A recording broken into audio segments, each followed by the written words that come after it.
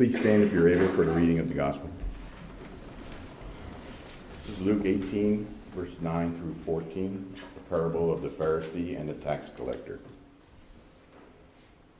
He also told this parable to some who trusted in themselves that they were righteous and regarded others with contempt. Two men went up to the temple to pray, one a Pharisee and the other a tax collector. The Pharisee, standing by himself, was praying thus: God, I thank you that I am not like other people, thieves, rogues, adulterers, or even like this tax collector. I fast twice a week. I give 1/10 of all my income. But the tax collector, standing far off, would not even look up to the heaven, but was beating his breast and saying, God, be merciful to me, a sinner. I tell you, this man went down to his home justified rather than the other. For all who exalt themselves will be humbled, but all who humble themselves will be exalted. Word of life for the world. Thanks be to God. Thank you.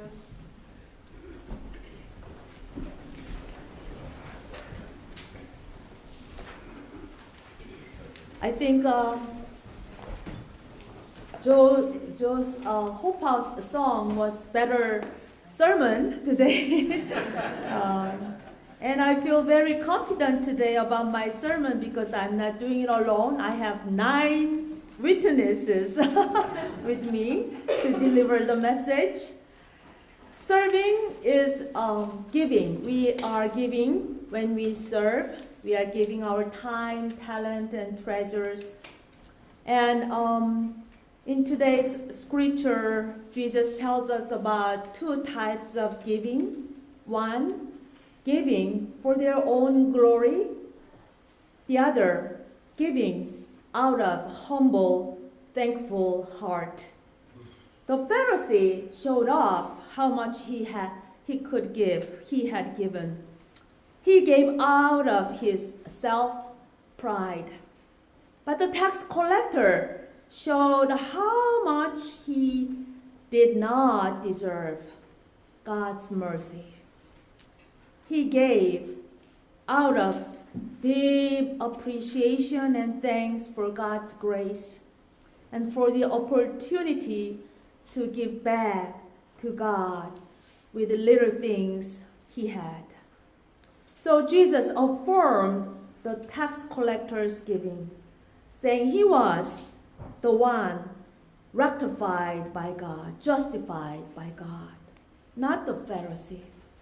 For all who exalt themselves will be humbled, but all those who humble themselves will be exalted. Our Lord Jesus gave us a lot. He gave a lot to this world. In fact, he gave his whole life for us. But his giving was not for his own glory, but he gave out of love. Because of his great love for us, he became like a servant to us. He said, I have come not to be served, but to serve. That is our purpose. And he washed the feet of his disciples and said, do to each other, one another, as I do. He became a servant, not because he had nothing or he was powerless. He became a servant because he had so much love for the people. Our Hope House has given glory to God by serving with a humble hearts and with so much love for the people for the last 8 years. So our Hope House has followed Jesus' way, the humble way. From my deepest heart, I want to thank all our volunteers who are out there always for the neighbors. And I also want to thank all those who have supported Hope House Ministry in whatever forms possible with their treasure and prayer and cares. We give because we have received so much, and we want to give back. Let us pray.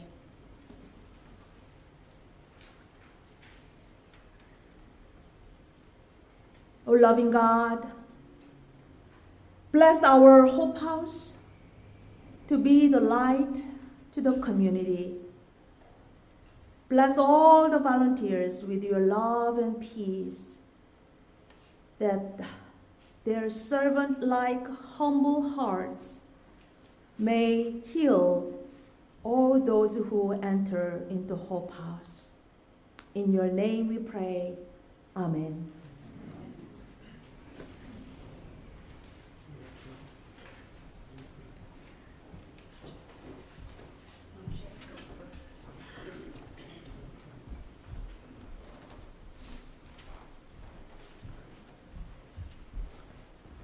Good morning. I've been asked to speak on some historical things.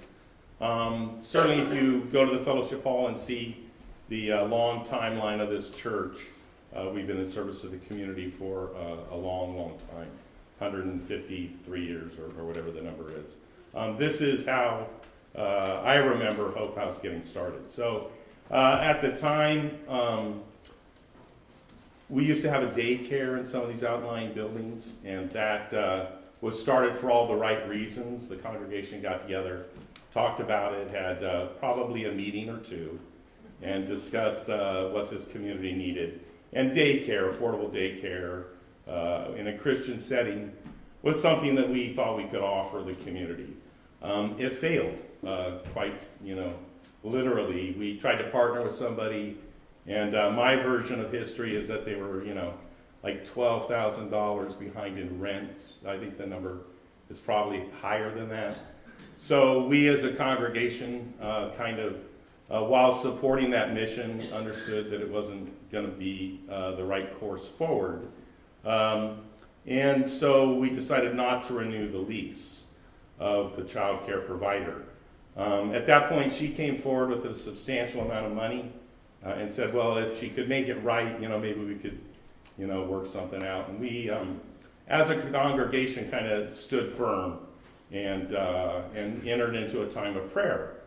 So the buildings were vacant for several months, and we had probably a meeting or two about it. And everybody's input was solicited, and a lot of great ideas kind of were being hashed around. But we were taking our time intentionally to kind of wait for the right opportunity to happen. So unbeknownst to us at the same time, Catholic Charities, St. Vincent de Paul. So there's the original women's building and library on 3rd Street, this little tiny place, and they were running the program out of that facility. Catholic Charities decided not to renew the lease with St. Vincent de Paul, and so they lost that physical location to run the program. They attempted to go with St. Albans, the church down at the end of 2nd Street, but they have a really confined facility with no other buildings, and they were trying to run the program out of the food truck, or the food bank truck. So those of you that are familiar with the Monday and Wednesday routines, they'll have a large truck with a lift gate pull up, and so they were trying to run this food pantry, which has 5 or 6 different programs, all having to be documented, and I mean the paperwork alone with what we do at Hope House is pretty substantial. So the city caught wind of that and kind of put them out of business, just because it was tough with the school there and people lining up. I mean, we see it here, and it's certainly something that has to be managed. So at that point, they approached the church. So the Brentwood Community United Methodist Church is probably the number 3 landowner in downtown. If you look at the school districts and then the city, we have pretty much this entire block, and we had some outlying buildings. It's actually pretty fascinating if you ever want to see the deed report on it. There's 7 different parcels that are kind of stitched together, and this dates back, substantially in the past, with leadership from people like Agnes Bondi and Ed and Reddy Pruitt and many others, including most of us sitting in here. So, anywho, they came to us and floated this idea, and we took an opportunity and jumped at it. So, with the help of St. Vincent de Paul and Catholic Charities, they actually let their person, so they had a hired person, Linda, who came and for the first couple of years kind of taught us how to do what we do. And so that was, I think, October of 10, I think is again, that may be slightly off, but at that point we opened business, and the first couple of days we had, limited support, and now it's grown into this, vital thing for our community. It's been super good for us and our youth group and all the various programs and wonderful volunteers that we see on a daily and weekly and monthly basis. And so that's kind of how Hope House began. So it's my pleasure to introduce next in line.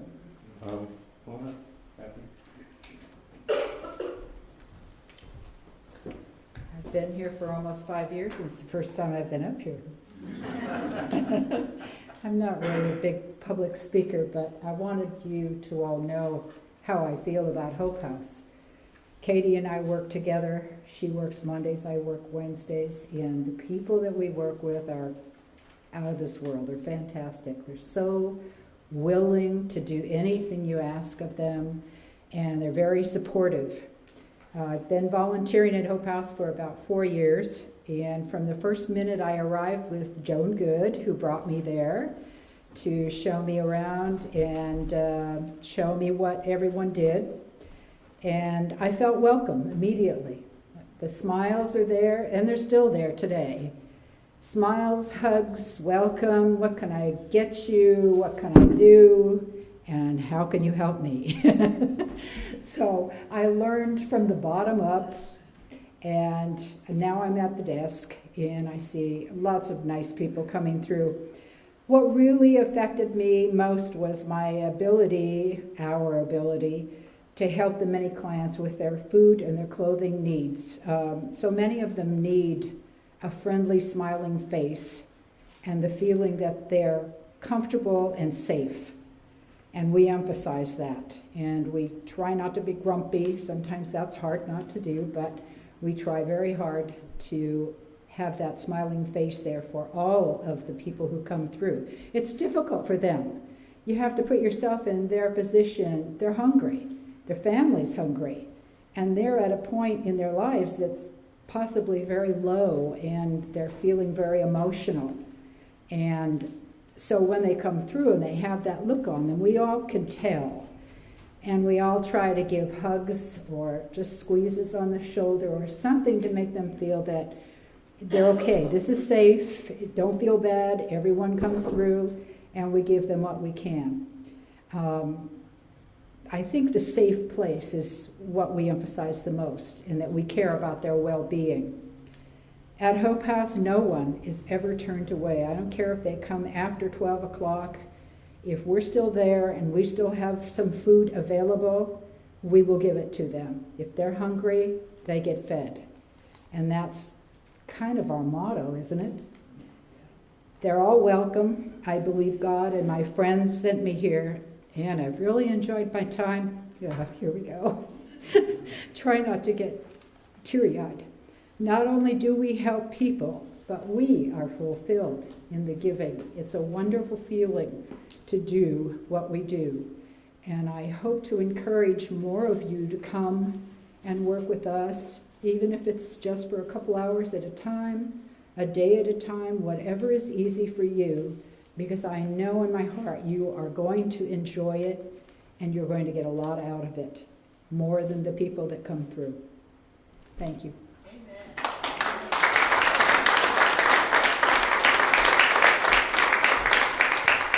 Sorry, I didn't introduce Michael Ann, but she's next.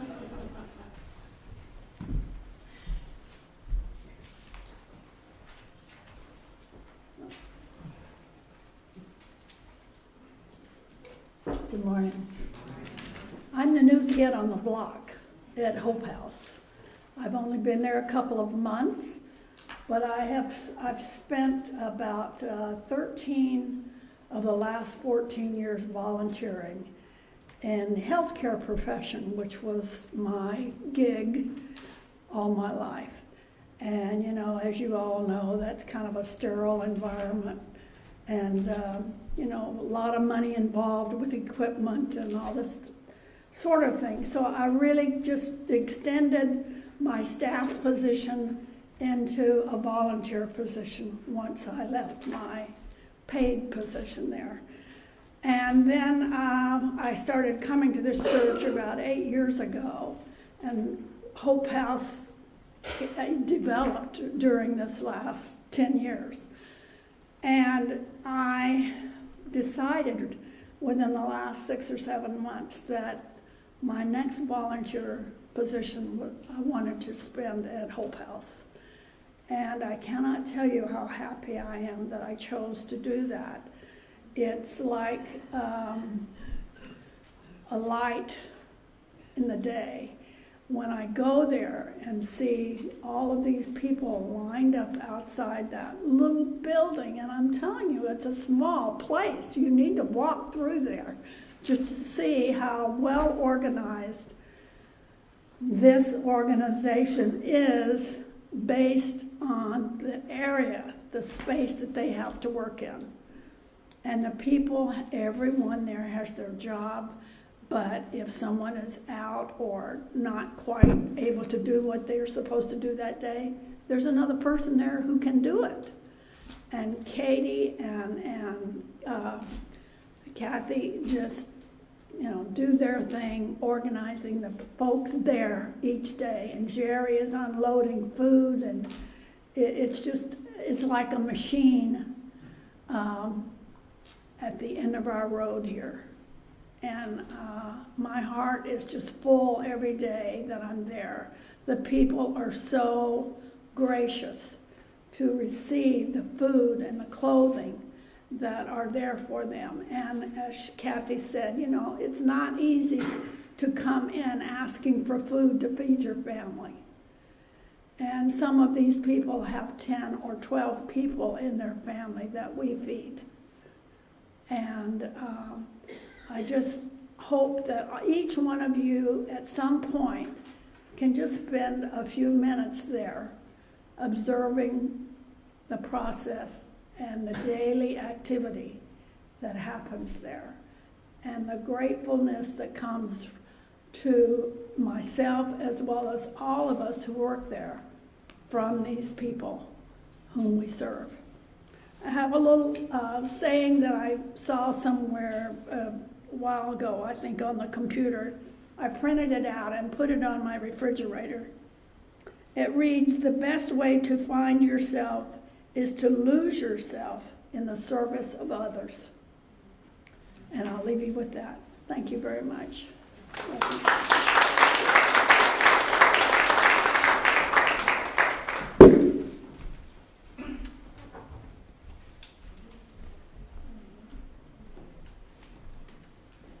Good morning, I'm Chris Clegg, and I don't think I've ever stood in front of a group here.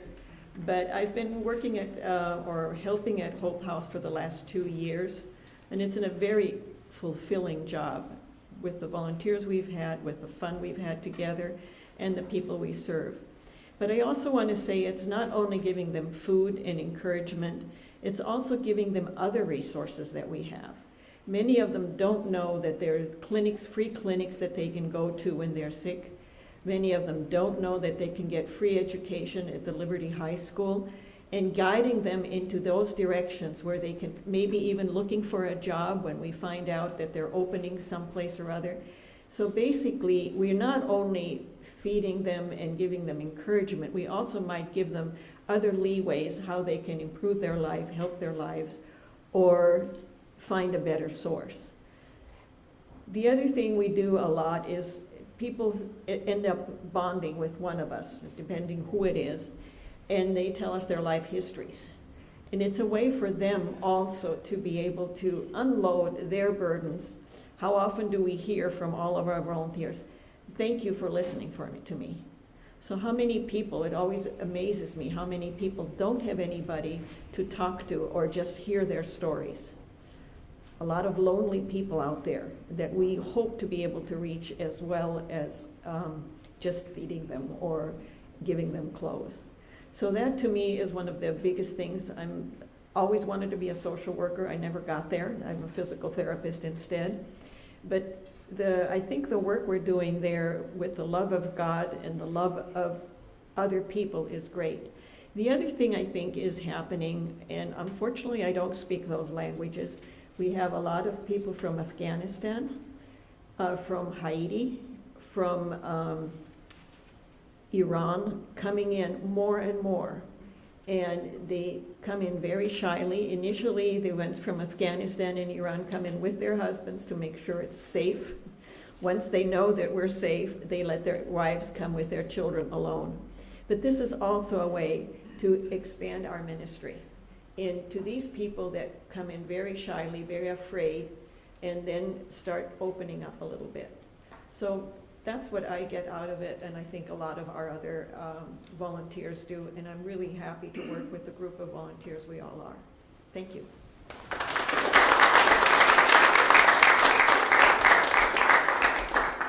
I stopped on this particular slide because we received a very generous donation to allow us to renovate the flooring in Hope House. If those of you who were there before last year, we had some carpet that was hard to keep clean. We had some tile, and it was really not a very pleasant environment. And thanks to a generous donation, we replaced all the flooring you can see in this shot, and I wanted to bring everybody's attention to that. The flooring is able to be mopped, and so it can be kept clean.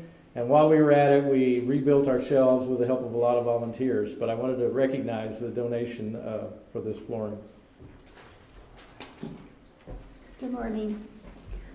A few days ago, I was shopping in Safeway, and someone called my name. It was a young woman that had come to Hope House about a year ago. And she had come in, she was shy, kind of embarrassed. She got her food. She came into the clothing room, which is where I am. She said she was going in for a job interview the next day. And did we have anything appropriate that she could wear? Well, we love doing that. So we rushed around and found her several things that would work and let her choose what she wanted. And we hugged her and wished her well in her interview. She came next week and said that she had gotten the job, and now she needed black slacks to wear to work. So we had a pair that fit her and gave her that. And then for the next few weeks, when an appropriate pair came in, we would put it aside for her with her name on it. And we ended up, I think, 3 or 4 pairs of slacks. And we didn't see her again.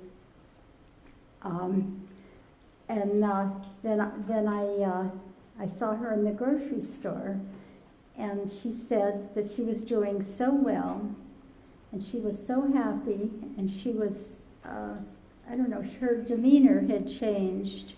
She was confident, and she appreciated what we did so much, and she hugged me and thanked me again, and she had remembered my name.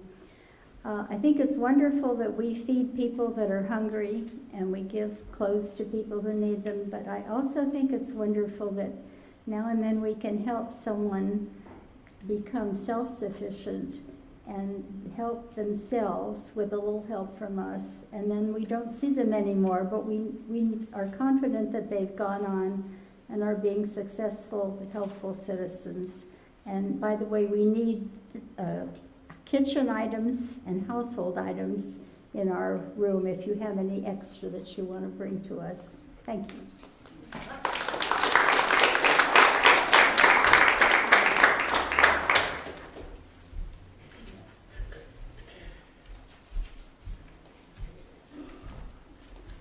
Oh gosh, I feel like I'm at the principal's office.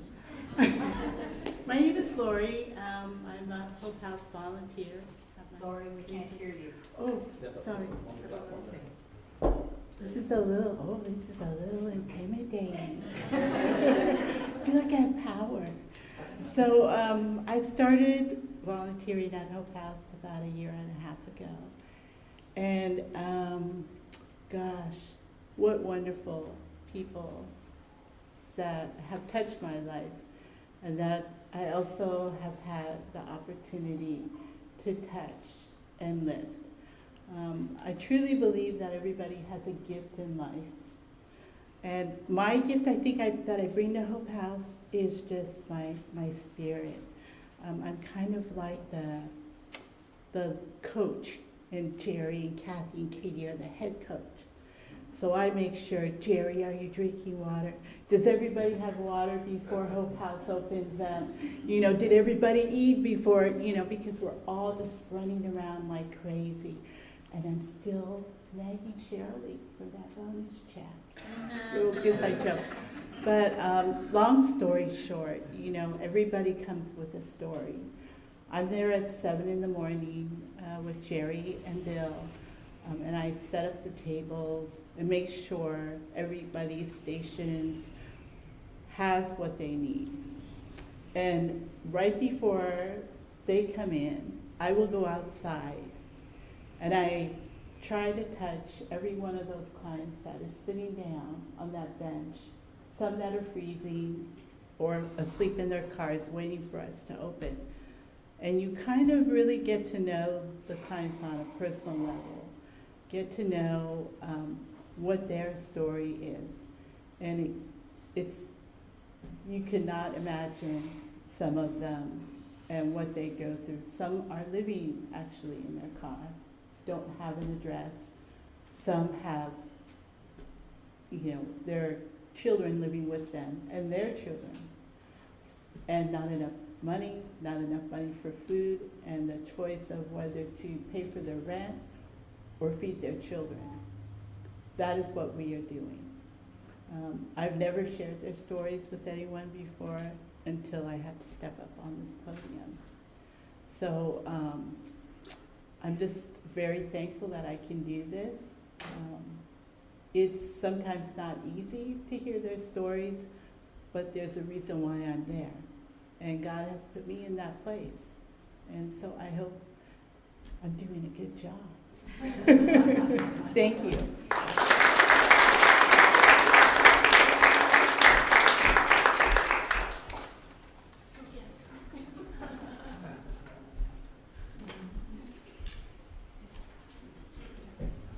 Hi, my name is Frankie, and I've been at Hope House for almost a year.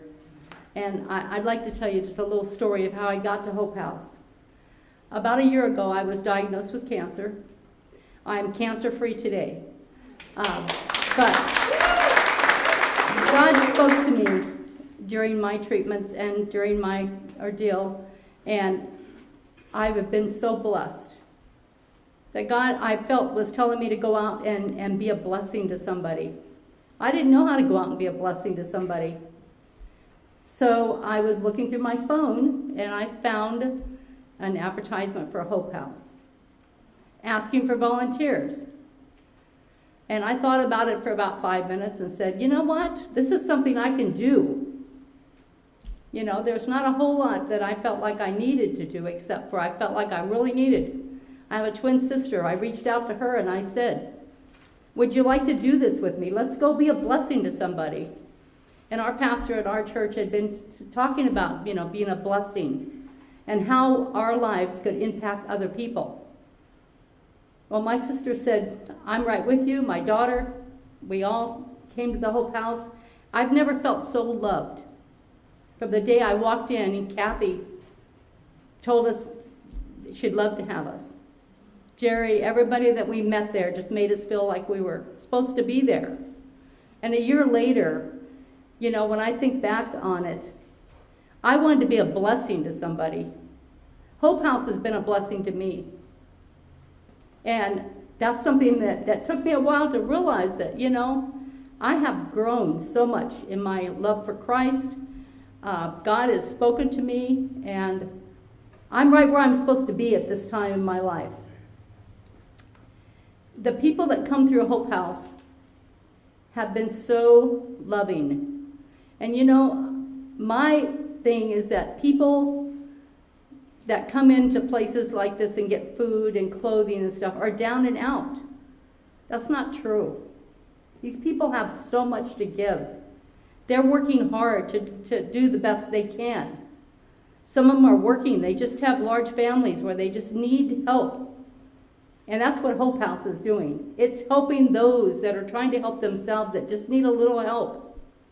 And when they come through on a weekly basis and we get to know them and they tell us stories, and it touches my heart. I'm a very emotional person. And all I can do is give them a hug and tell them hugs are free. It doesn't cost anything to give a hug to somebody in need. Put your arms around them, tell them it's going to be okay. We'll get through this.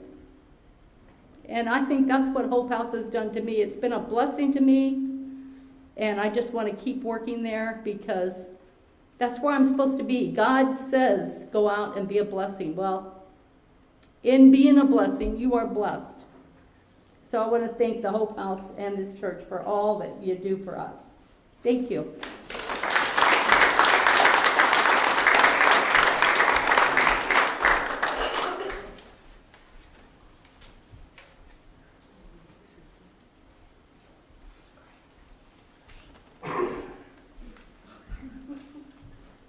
Hopefully I'm not the first one to start crying up here. What I'm going to say is probably going to piggyback on everything that everybody said, but a few years ago, well, first let me say, Jerry, at the last committee meeting, Jerry asked me to do two things. I went right home, my wife can attest. I went right home and I wrote up this big speech. I know I don't have that much time up here, but I did that right away, so I'm ready for that.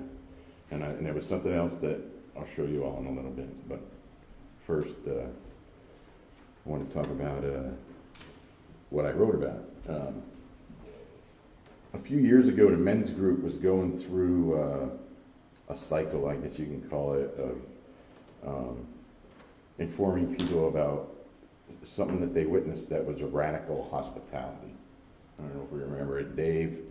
Dave and Rick, who's not here right now, but Dave, Rick, I know Jeff, all of us had, well, not all of us because I didn't, something in their lifetime that showed that they were witness to radical hospitality, and I wasn't. I mean, I remember going to men's group and listening to everybody's stories, and they were really wonderful. And I never really saw that until Hope House.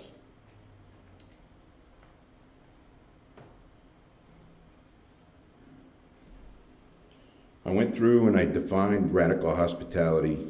I was going to read it like right out of the dictionary or whatever, but then I'm just going to say that I define it as going above and beyond in kindness.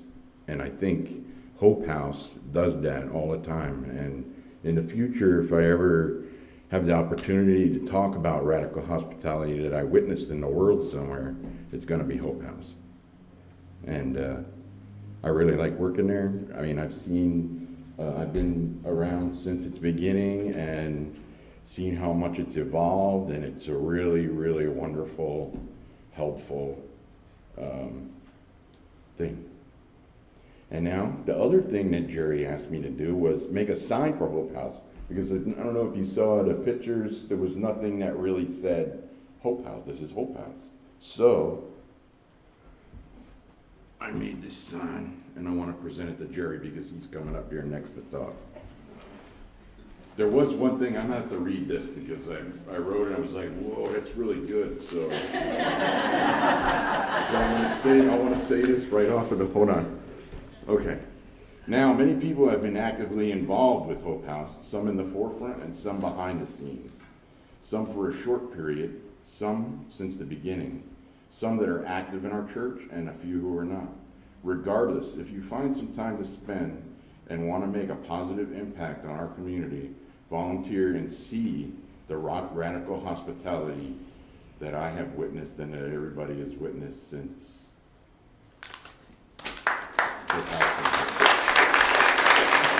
I'm going to glue this together real quick and hang out now.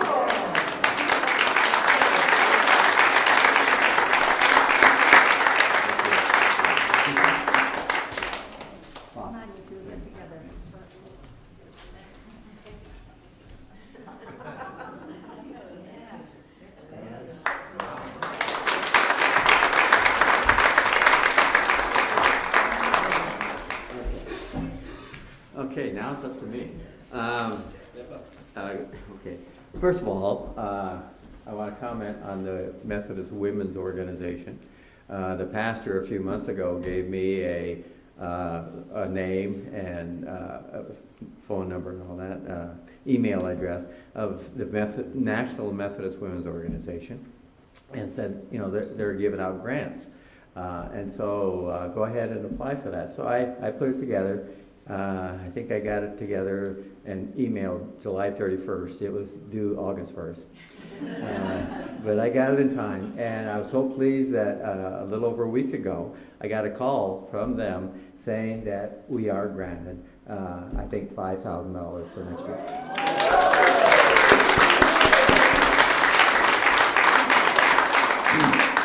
So thank you, Pastor, for that name and address. First of all, I want to say thank you for letting Hope House take over most of the sermon today. We'd love to be able to tell our story and our mission. I've been studying with our book class with Mel about John Wesley. And John Wesley, who's the founder of the Methodist Church, preached that the church should actively serve others, the elderly, the young, the sick, the prisoners, the hungry, the poor, and those on the margins. And when I read this to my wife, she said, well, what's the margins? Well, the margins are people who are kind of in between. They may not make enough money to provide for their family, but they make enough to get by, maybe pay their rent. And that's what we have at Hope House. We have people who are on the margins. And you know what? This church did a great thing, a bold thing, back in 2011 when they decided to take on this ministry from St. Vincent de Paul, which is now called Hope House. We do so much there at Hope House, as you've already heard. Well, one of the main ingredients of Hope House is the hardworking, dedicated volunteers who really care about helping our neighbors and community. And a lot of them are here today, and I'm going to ask them to come up right up here with me. So the first one I want to invite up here is one of the Friday trucking crews. So Blake, come on up here. Okay.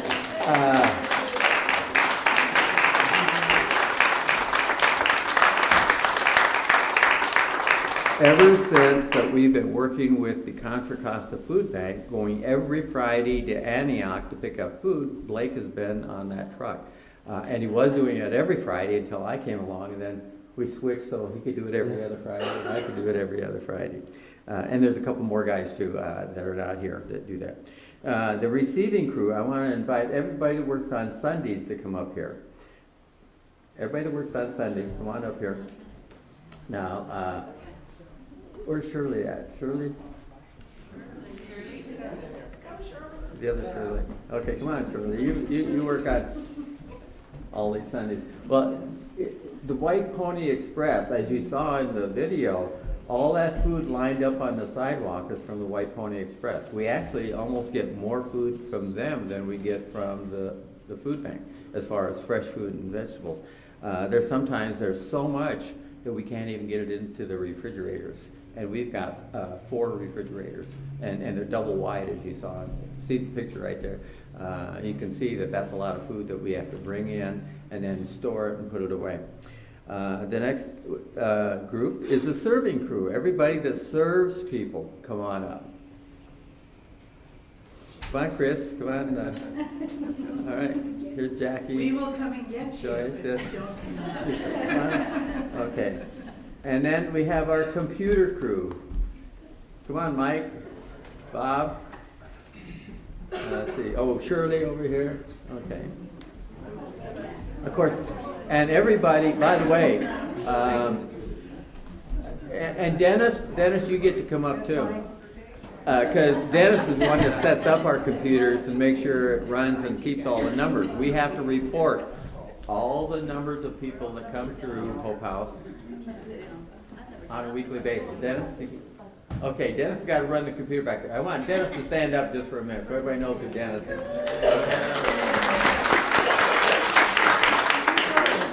And then we have our clothing crew. Okay, where's Diane Lee? Is she over here? Okay, and Alex. Where's Marge at? Oh, Mark's not here, okay, all right. Okay, and Linda and Dewey, they're not here because, as you heard, a lot of the people were evacuated this morning from Oakley because of the fires, and so Linda called and said that she can't even make it back home to get showered to come, so we'll catch her later. Okay, and then of course the directors, are they both up here? Kathy and Katie, okay, and the committee. Come on, committee. So I think we got everybody here now.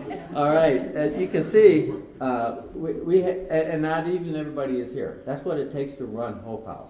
And this is your crew that are serving you. This wonderful.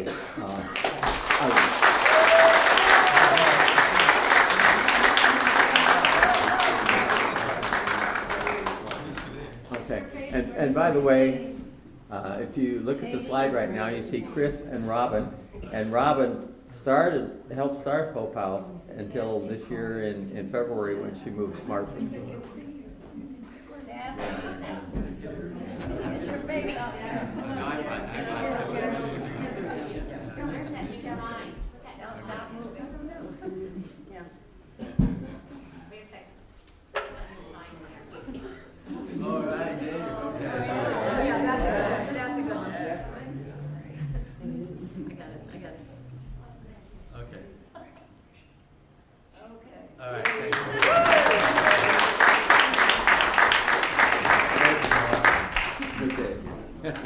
Okay. By the way, these volunteers put in over 390 hours each month.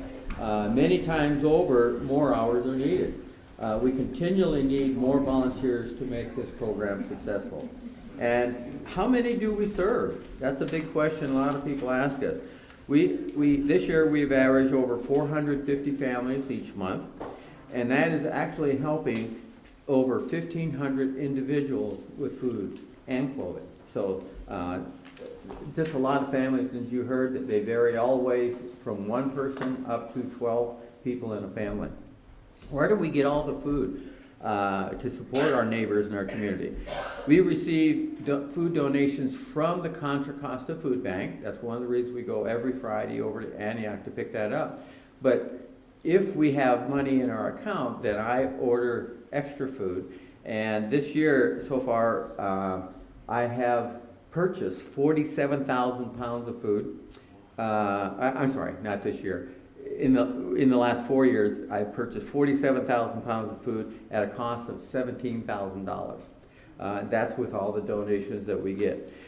We've received over 100,000 pounds of free food from the food bank. So it shows you how much of a ministry this is when we go through all of this food. We also get food donations from the White Pony Express, and White Pony Express has been huge for us. We get so much variety that it supplements the food that we get from the food bank. We also get food from the grocery outlet in Oakley. And then if you've heard of the urban farmers go around and pick what's left over on the farms after they've been harvested, and they bring food to us. So we can, and not only that, you already heard about some angel who gives us cereal all the time. So we get cereal from people, and also there's one teacher that she asks all of her students every quarter to bring in either a canned good or a box of cereal. And so when she shows up about once a quarter, her trunk is full of food. So that she just gets from her students. So it's just a real outstanding ministry that happens here, and it's all because of you. You decided to make that move in 2011, and it's a bold move. It's a bold move. It's a lot of responsibility. And with that, our church is following the mission that Jesus asked us to do in serving our neighbors, our community, and the world. And thanks be to God for our blessings and this opportunity to serve. Thank you.